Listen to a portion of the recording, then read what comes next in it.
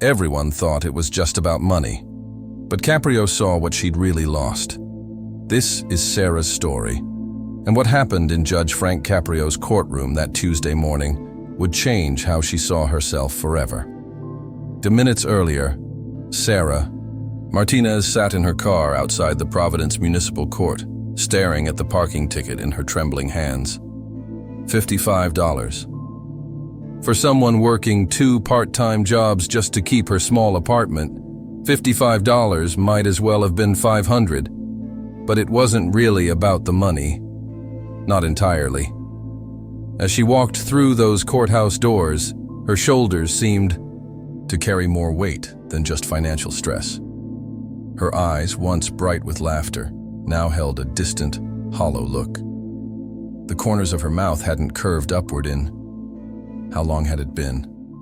6 months ago, Sarah's world had shattered in ways she never could have imagined. It started with a phone call at 2:17 a.m. on a Tuesday night in March. The kind of call that splits your life into before and after. "Is this Sarah Martinez?" the voice had asked. "I'm calling from Rhode Island Hospital. Your mother, Maria Martinez, was brought in tonight." The words that followed became a blur. Heart attack, critical condition, come immediately. Sarah had thrown on clothes and driven through empty Providence streets, her hands shaking on the steering wheel. She'd found her mother in the ICU, surrounded by machines that beeped and hummed with artificial life. Maria's face, usually animated with laughter and stories, was pale and still. For 3 days, Sarah held vigil. She talked to her unconscious mother about everything and nothing. She read her favorite poems in Spanish, the ones Maria used to recite while cooking. She played her mother's beloved salsa music softly on her phone, hoping somehow the familiar rhythms would call her back. But on that Friday morning, as spring rain tapped against the hospital windows, Maria Martinez slipped away quietly, her daughter's hand in hers. The funeral had been a financial nightmare Sarah couldn't afford, but couldn't avoid. Credit cards maxed out for a casket, flowers, a small reception. Her mother had always been the strong one, the provider, working double shifts at the textile factory to put Sarah through community college. Now Sarah was alone, drowning in grief and debt. The apartment they'd shared for 2 years felt impossibly large and hollow without Maria's presence. No more morning coffee conversations in Spanish and English. No more salsa music drifting from the kitchen on Sunday afternoons. No more late-night talks where her mother would brush Sarah's hair and share stories of their family back in El Salvador. Sarah had tried to maintain normal life. She showed up to her job at the department store, smiled when customers asked how she was, went through the motions of living.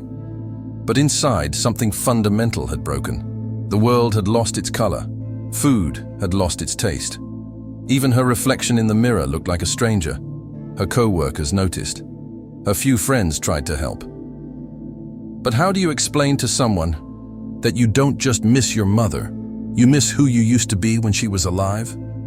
You miss the version of yourself that believed in joy, in possibilities, in tomorrow being better than today. Work became increasingly difficult. Sarah, who had once been Employee of the Month 3 times running, now struggled to focus. She'd catch herself staring into space, lost in memories. She'd tear up in the break room when someone mentioned their own mother. She started calling, in sick more often, which meant less money, which meant more stress, which meant less sleep, which created a vicious cycle she couldn't escape. The parking ticket felt like the universe's cruel joke. She'd been running late to her second job, cleaning offices downtown after her department store shift ended. She'd parked quickly, knowing she was cutting it close to the 2-hour limit, but hoping she could finish the last 2 offices in time. When she returned, the bright orange citation was tucked under her windshield wiper like a mocking reminder that nothing was going her way. $55. To most people, it was an annoyance. To Sarah, it represented groceries for a week, or a tank of gas, or the phone bill she was already struggling to pay. It was the final straw on a back that had been bending under the weight of loss, loneliness, and financial pressure for months. And now this parking ticket, another reminder that the world kept turning, kept demanding, kept taking, even when you had nothing left to give. Inside Judge Caprio's courtroom, the Providence Municipal Court building was intimidating. In that particular way, government buildings always are, all marble floors and echoing footsteps and the subtle message that you, the citizen, are small and the system is vast. But Judge Frank Caprio's courtroom had always felt different to those who entered it. For over 4 decades, Frank Caprio had been transforming this space from a place of judgment into a place of understanding. His reputation preceded him throughout Rhode Island and beyond. People drove from other states hoping to appear before him. His television show, Caught in Providence, had made him famous nationwide. But fame had never changed his fundamental approach. Treat every person who walks through these doors with dignity, respect, and genuine care. The walls of his courtroom held thousands of stories.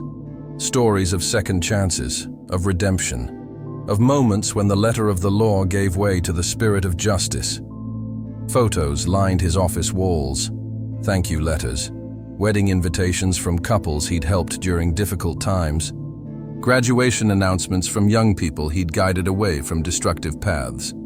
This Tuesday morning felt like any other. The docket was full, as always. Parking violations, minor traffic infractions, small disputes that nonetheless represented major stresses in people's lives. Judge Caprio had learned long ago that there was no such thing as a minor case when you were the person facing judgment. His staff, court officers, clerks, stenographers, had worked with him for years.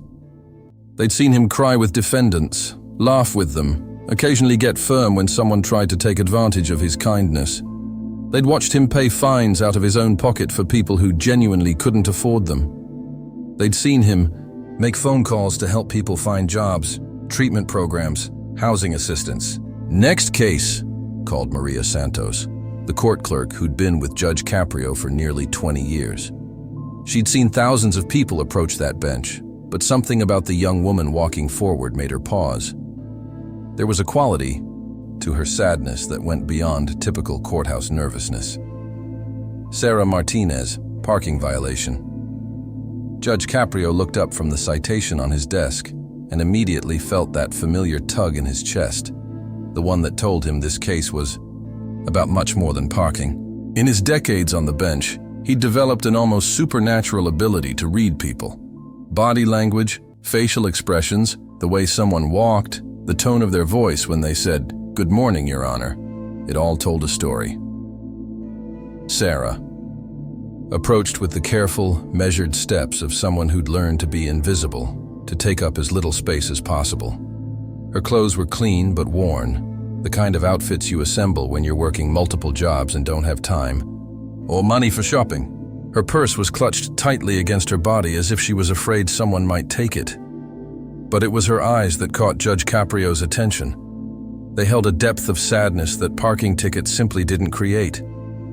"Good morning, Ms. Martinez," Judge Caprio said, his voice carrying the warmth that had made him beloved throughout Providence. He never shouted from the bench, never used his position to intimidate. His power came from something far more subtle and far more effective, genuine human connection. "Good morning, Your Honor," Sarah whispered, her voice so soft that the court reporter had to lean forward to catch her words. Judge Caprio had presided over enough cases to recognize the signs. The slumped shoulders, the way she avoided eye contact, the tremor in her hands as she clutched the citation. This wasn't just about money, though money was clearly tight. This was about something deeper. "I see you're here about a parking citation," he continued, setting the paper aside for a moment. "But before we talk about that," he paused, studying her face with the kind of attention that made people feel truly seen. "Are you all right?" That question landed in the silent courtroom like a stone dropped in still water. Sarah's head snapped up, surprise flickering across her features.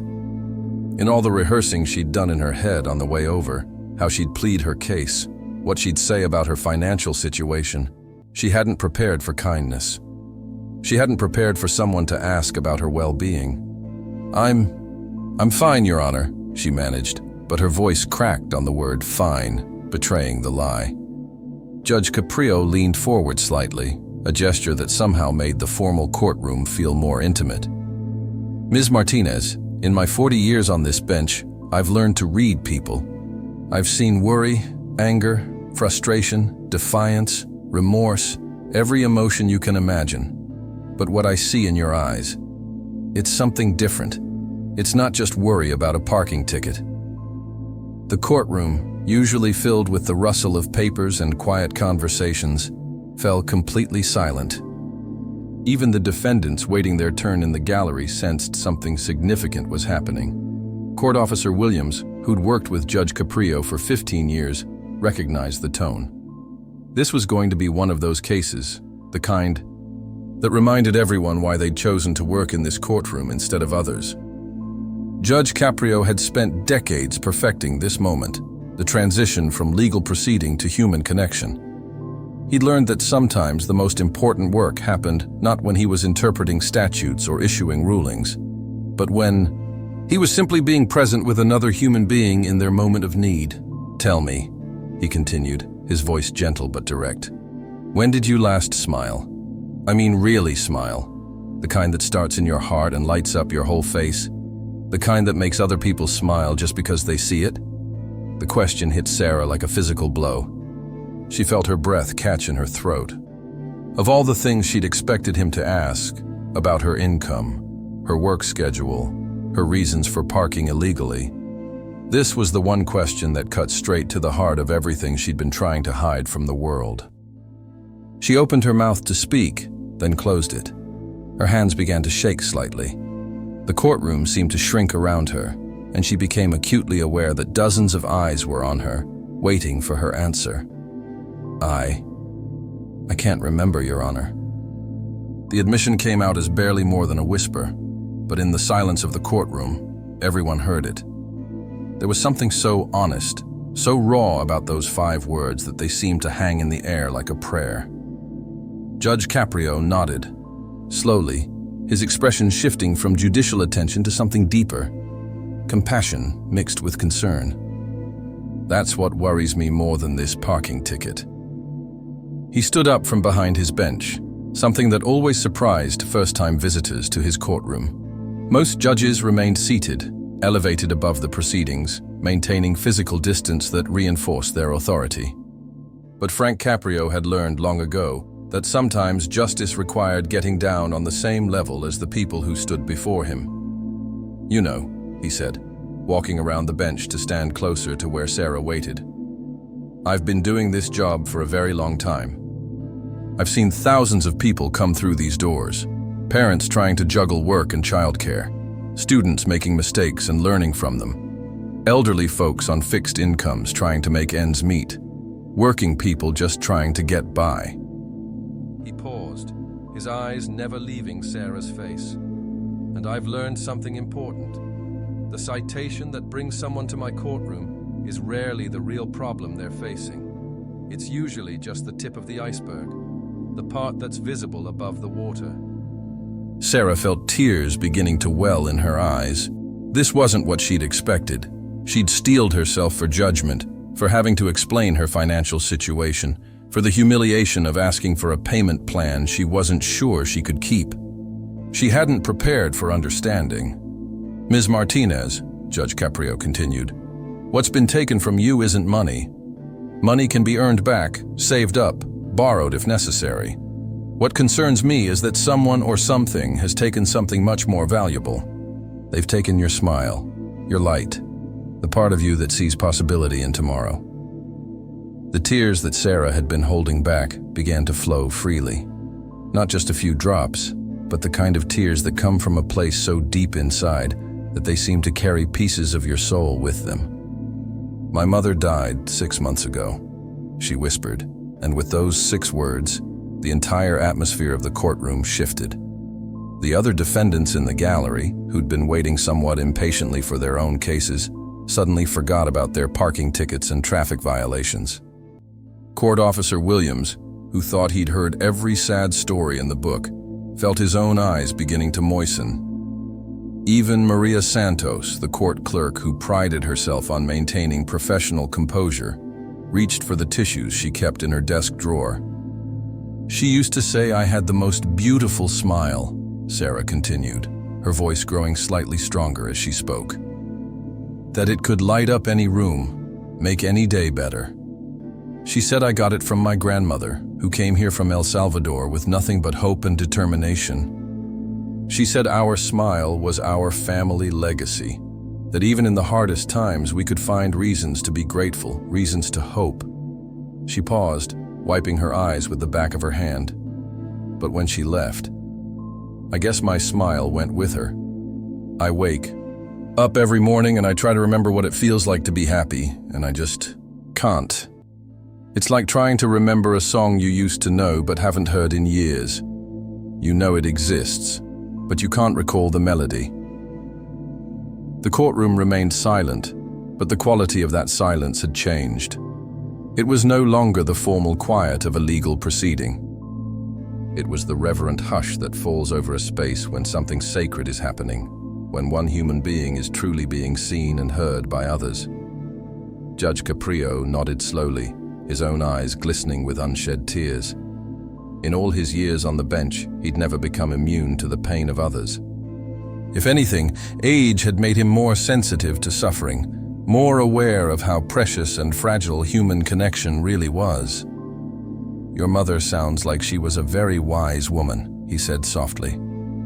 "And I think she would be heartbroken to know that you've given up the gift she treasured most in you." He walked back toward his bench, but instead of resuming his seat, he leaned against it casually, maintaining the intimate atmosphere they'd created. "Sarah, may I call you Sarah? I want to tell you something. In my 40-plus years doing this work, I've learned that there are two kinds of people who come through those doors. There are people who are here because they made a choice, maybe not a great choice, but a choice nonetheless. And then there are people who are here because life made the choice for them." He gestured toward the citation on his desk. "This parking ticket, this happened because you're working 2 jobs to survive after losing the most important person in your world. Because you're trying to honor your mother's memory by being responsible, by paying your bills, by not giving up even when giving up would be easier. That's not a character flaw, Sarah. That's heroism." The words hit Sarah like sunshine breaking through storm clouds. When was the last time anyone had acknowledged her struggle, let alone called it heroism? For months, she'd felt like she was failing at everything. Failing at grief, failing at independence, failing at the basic task of being human. "But here's what I want you to understand," Judge Caprio continued, his voice gaining strength and conviction. "Your mother didn't just give you that smile as decoration. She gave it to you as a tool for hope, a tool for healing, a tool for connecting with other people who might need to remember what joy looks like." He picked up the citation and held it between his hands. "This piece of paper says you owe the city $55, but I'm looking at a young woman who's been paying a much higher price, the price of believing that her light doesn't matter anymore. And that's a debt I won't allow you to keep carrying." Everyone in the courtroom leaned forward. The other defendants, the court staff, even Judge Caprio himself seemed to sense that they were approaching a moment that would be remembered long after this Tuesday morning had passed into history. "I'm going to make you a deal, Sarah," he said, his eyes twinkling with that familiar warmth that had made him beloved throughout Providence and beyond. "If you can give me one genuine smile, not for the cameras, not for the court, not because you think it's what I want to see, but for yourself, and in honor of your mother's memory, then I'll consider this matter settled." Sarah looked up at him, confusion and hope warring in her expression. "Your Honor, I don't know if I remember how." "I think you do," he said with gentle confidence. "Grief has a way of making us forget our own strength, but strength doesn't disappear. It just gets buried under pain sometimes. Close your eyes for a moment." Sarah hesitated, then slowly closed her eyes. The courtroom watched in complete silence as Judge Caprio prepared to guide her through what he somehow knew would be a crucial moment, not just for her, but for everyone witnessing it. "Now," he said, his voice taking on the gentle cadence of someone helping another person find their way home. "I want you to think about your mother.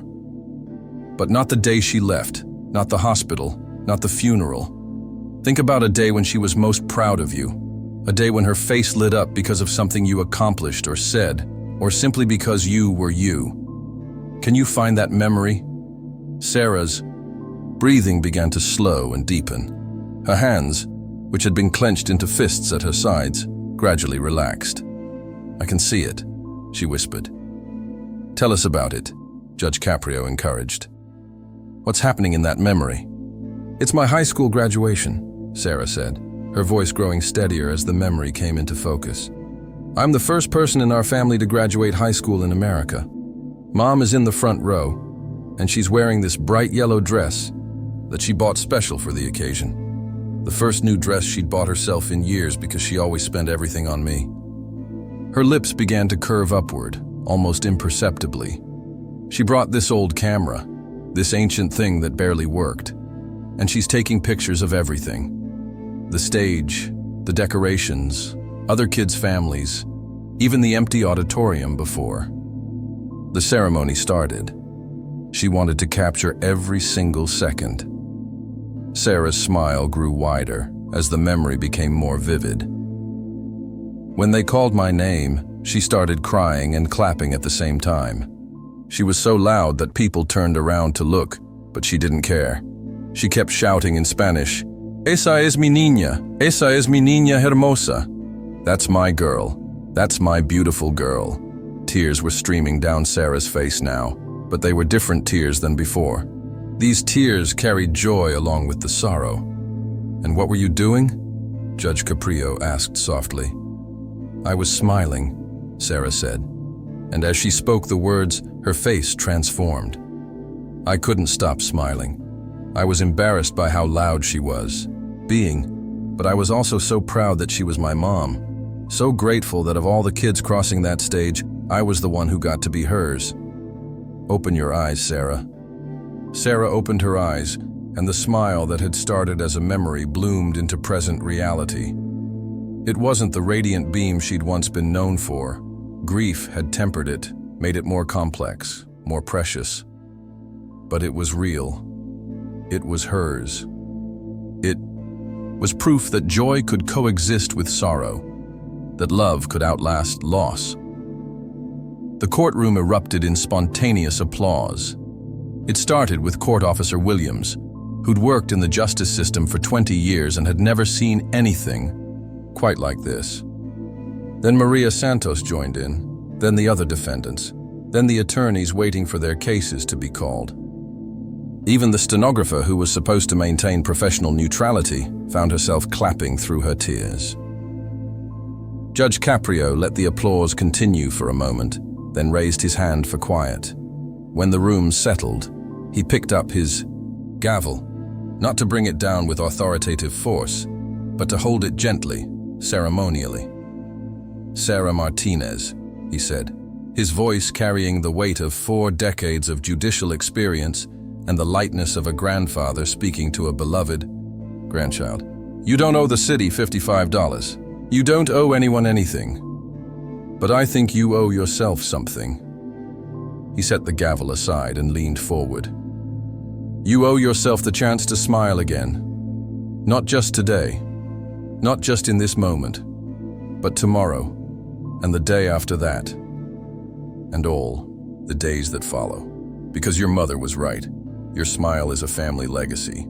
It connects you to your grandmother, to your mother, to the strength and hope that brought your family to this country." Judge Caprio's voice grew stronger, more passionate. "When you smile, Sarah, your mother smiles through you. Your grandmother smiles through you. All the women in your family who faced hardship with grace and refused to let circumstances dim their light. They all smile through you. Don't let grief steal that from the world. The world needs your smile. Your mother knew that That's why she treasured it so much. As Sarah left the courtroom that day, something had shifted.